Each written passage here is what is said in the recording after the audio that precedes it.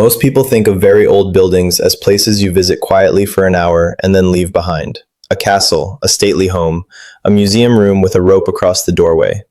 But some of the oldest buildings in England are not behind ropes at all. They are not frozen displays. They are part of daily life. Someone locks the front door at night. Someone boils a kettle in the kitchen. Someone brings shopping through an entrance framed by timber, stone, and brick that were already old when Shakespeare was still writing. That is the strange power of England at its oldest and most lived in. In the right village, the past is not separate from the present.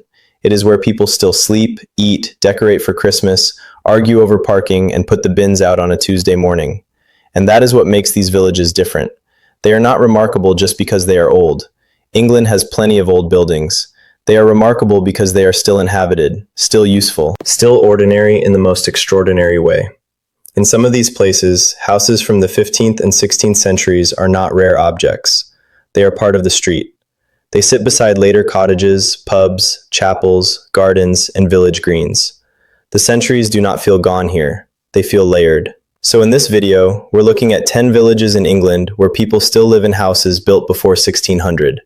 Villages where age is not hidden behind heritage signs, but woven straight into everyday life. Number 10. Castle Acre, Norfolk. Castle Acre does not feel like a village that simply became old. It feels planned into history. English heritage describes it as a very rare and complete survival of a Norman planned settlement. And that phrase matters, because it tells you something important about the place. This was not a loose gathering of cottages that happened to survive. It was designed, ordered, structured, and even now, that original logic still shapes how the village feels. By 1582, the parish council history notes there were already 88 houses in the village. That means the domestic life of Castle Acre is not recent history. It reaches back into the late Tudor world and beyond. What gives Castle Acre its power is not a single famous house, but the total atmosphere. The priory ruins, the castle, the church, the old lanes, the surviving village pattern, all of it makes the place feel like somewhere where ordinary life has been happening on the same footprint for centuries. The trade-off is that places like this do not feel convenient in a modern sense. They feel inherited. They carry limits. Their beauty depends on restraint. But that is exactly why they matter. Castle Acre still feels like a village where time was not erased, only added to. Number 9. Chilham, Kent. Chilham has one of those village centers that feels almost too composed to be real. The square, the timber-framed houses, the old textures, the visual stillness. It all creates the sensation that you are not entering a modern place with old features, but an old place that modern life learned to move around very carefully. One travel history source describes Chilham as centered around a market square surrounded by timber-framed houses of Tudor origin, and that is exactly the quality that gives it its weight. The conservation plan for the village says residents have the privilege of living in a beautiful and historic village, but also the responsibility of managing its future. That sentence could apply to almost every place on this list. In Chilham, history is not abstract. It is the thing residents physically live inside. Tudor origin houses are not just scenery around the square. They define the square. They tell the eye how to move. They set the scale. They make the present feel smaller, quieter, and older than usual. What makes Chilham special is that it still feels inhabited rather than staged. The age of the village is not hidden, but neither is daily life. That is the balance these villages have to achieve if they are going to remain real. Number 8. Shear, Surrey. Shear looks like the sort of village people imagine when they say the phrase, Old English Village, but the reason it feels convincing is that the fabric is real. The local history notes that the cottages in Shear range from the 15th to the 20th centuries, and that the central part of the village is still fundamentally 16th and 17th century in character. That is the key point. Not everything is medieval, not everything is Tudor, but the center still keeps the shape and feeling of that older world. That matters because village atmosphere is not created by one old cottage alone. It comes from concentration. It comes from a cluster of survival. In Shear, the bridge, the stream, the church, the lanes, the old cottage fronts, and the close grain of the center all work together. It creates a place where you can still believe that houses built before 1600 remain part of ordinary village life, not hidden in isolation, but integrated into the whole. The trade-off is visible too.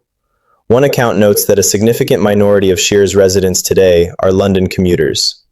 That is often what happens to beautiful historic villages within reach of major cities. The buildings survive, but the social rhythm changes. Even so, the core remains. The old village still tells its story in walls, roof lines, and scale.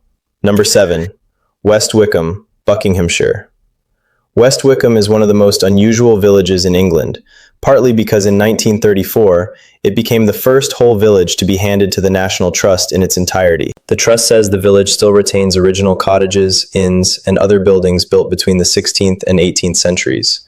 That means this is not just a village with an old church and a modern rest. The age survives in the street itself. Even more strikingly, a Buckinghamshire Archaeological Society study says the church loft is thought to be the oldest surviving building in the village, with dendrochronology suggesting a construction date of 1465. That one fact changes how you read the whole place. Suddenly the village is not just historic, it is inhabited deep time, a place where structures raised in the late medieval world are still part of the settlement. What gives West Wickham its feeling is control.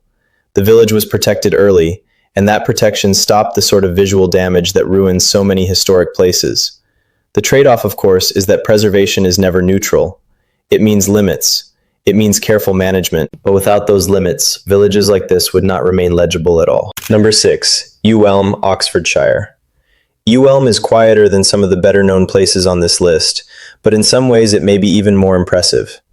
British History Online notes that its best-known buildings include the medieval almshouses, school, and church, while a local planning document says the center of the village conservation area includes 15th century almshouses, a church, and a school. This is not one surviving building, it is a whole cluster of continuity. And the almshouses matter particularly because they are not empty relics. The Ewelme Almshouse Charity still operates them today, and other references note that the almshouses are still in use. That means a form of residential life established in the 15th century is still serving people in the present. You do not get a much clearer line of continuity than that. Ewelme does not advertise itself loudly. It doesn't need to. Villages like this have a different kind of authority. They do not overwhelm you. They settle on you slowly. And that is often the mark of places that have never needed to reinvent themselves for attention. Number 5. Bibury, Gloucestershire. Bibury is often photographed so heavily that it risks becoming familiar before you even arrive. But the reason people keep returning to it is simple. Arlington Row really is that old, and really is still part of village life. The cottages were originally built in the late 14th century as a wool store, and later converted into weavers' cottages. Today, the National Trust says Arlington Row is a row of tenanted weavers' cottages. That word matters. Tenanted. In other words, inhabited. This is one of the clearest examples anywhere in England of people still living within a domestic structure whose origins go back before 1600. The village around it is beautiful, yes, but Arlington Row gives Bibury its special force. The buildings are not reconstructions, they are survivals. They were adapted, used, and kept in use. That makes them more than picturesque. It makes them evidence of continuity. The trade-off is obvious. Beauty at this level attracts crowds. A place can become famous enough that its ordinary life becomes difficult. But Bibury still works because, for all the photography, it remains a real village with real residents, not a dead frontage waiting to be admired. Number 4. Castle Combe, Wiltshire. Castle Combe is one of the most famous historic villages in England, and usually that kind of fame makes a place feel overrated. Here, though, the basic fact is hard to ignore.